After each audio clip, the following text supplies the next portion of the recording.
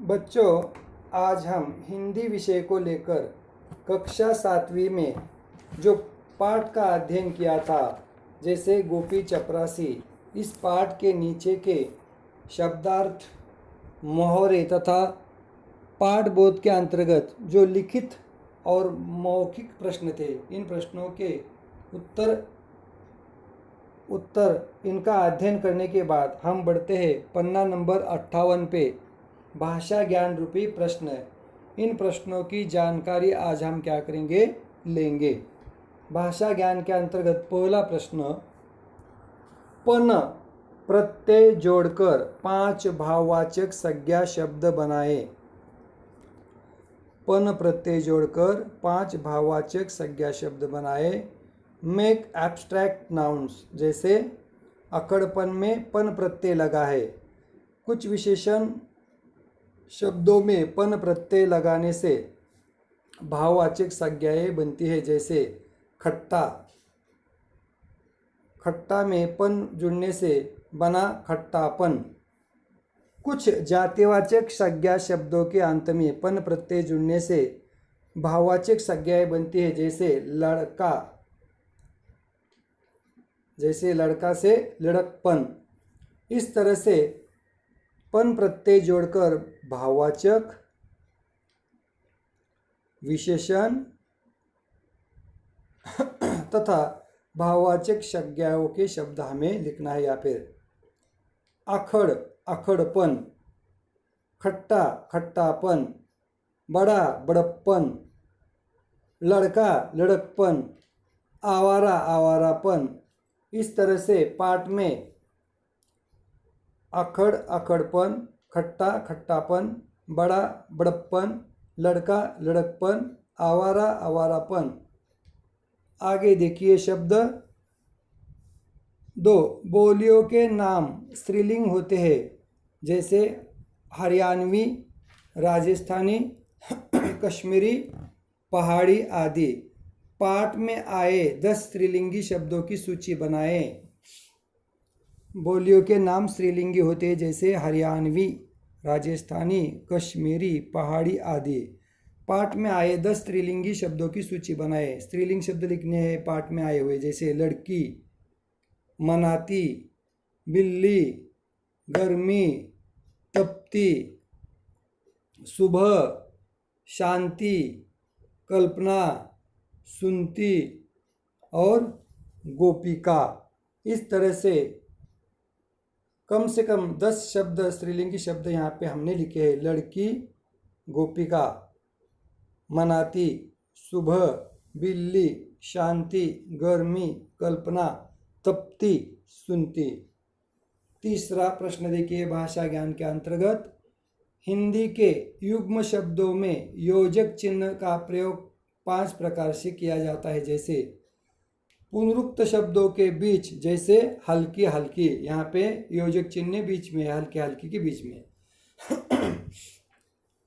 युग्म शब्दों के बीच, जैसे दुबला, पतला, सामायिक शब्द, एक के बाद दूसरा शब्द अपने आप आता है, दुबला, पतला। द्वंद्व समास युक्त शब्दों के बीच, जैसे माता, पिता। तुलना के लिए आए सा, तुलना के लिए आए सा, सी के पूर्व, जैसे कोमल सा, अपनी सी। दो शब्दों के बीच न आने पर, जैसे कोई न कोई। इस तरह से हिंदी के युग्म शब्दों में योजक चिन्ह का प्रयोग 5 प्रकार से किया जाता है। पुनरुक्त शब्दों के बीच, जैसे हल्की हल्की। युग्म शब्दों के बीच, जैसे दुबला पतला। द्वंद्व समास युक्त शब्दों के बीच, जैसे माता पिता। तुलना के लिए आए सासी के पूर्व, जैसे कोमल सा, कोमल, अपनी सी। दो शब्दों के बीच न आने पर, जैसे कोई न कोई। पाठ में प्रयोग किए गए योजक चिन्ह युक्त शब्दों को ध्यानपूर्वक पढ़े। चौथा, पाठ से इन शब्दों के समानार्थक चुनकर लिखे। Right synonym words. सबूत यानी प्रमाण, संतान यानी औलाद, खुश, प्रसन्न, तेज, गति से, गतिवान, गति, बातूनी, वाचाल बहुत बोलने वाला, चाल ढंग चलना रवैया, जरूरत आवश्यकता आवश्यक, प्रबंध बंदोबस्त करना व्यवस्था करना, जैसे रहने का प्रबंध करना, रहने की व्यवस्था करना, रहने का बंदोबस्त करना, हराना पराजित करना, हराना पराजित करना, नाराज अप्रसन्न होना। इस तरह से पाठ में से इन शब्दों के समानार्थक चुनकर आपको अच्छी तरह से लिख सकते हैं, जैसे सबूत प्रमाण, संतान औलाद, खुश प्रसन्न, बातूनी वाचाल, जरूरत आवश्यक, हराना पराजित, संतान औलाद, तेज गति, चाल ढंग, प्रबंध व्यवस्था, नाराज अप्रसन्न। अब पन्ना नंबर 59 59 पे जाइए। सही मुहावरे चुनकर वाक्य में लिखे और वाक्य फिर से लिखना है आपको नोटबुक में, हिंदी विषय के नोटबुक में।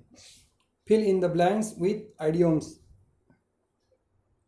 चुप हो जाना, पछाड़ देना, चुटकी लेना, चैन से बैठना। जैसे एक पहला वाक्य सही मुहावरे चुनकर वाक्य में लिखे, वाक्य फिर से लिखना है। जैसे एक, दोस्त लोग चुप हो जाने की पत्नी से डरते हो तभी तो सीधे घर जा रहे हो।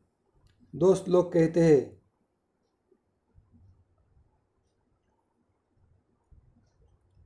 दोस्त लोग चुप हो जाता कि पत्नी से डरते हो तभी तो सीधे घर जा रहे हो। दो, पहलवान ने एक ही दाव में गोविंद को पछाड़ दिया। काम में चुटकी लेना गोपी को स्वीकारना था।